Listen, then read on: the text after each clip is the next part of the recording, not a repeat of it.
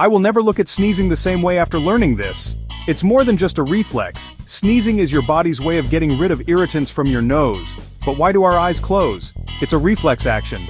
Our brain sends a signal to close our eyes to protect them from germs and debris. Fun fact, the speed of a sneeze can reach up to 100 miles per hour. And guess what? Your heart doesn't actually stop when you sneeze, that's just a myth. So next time you sneeze, you'll know why those peepers shut tight. Stay curious, science enthusiasts.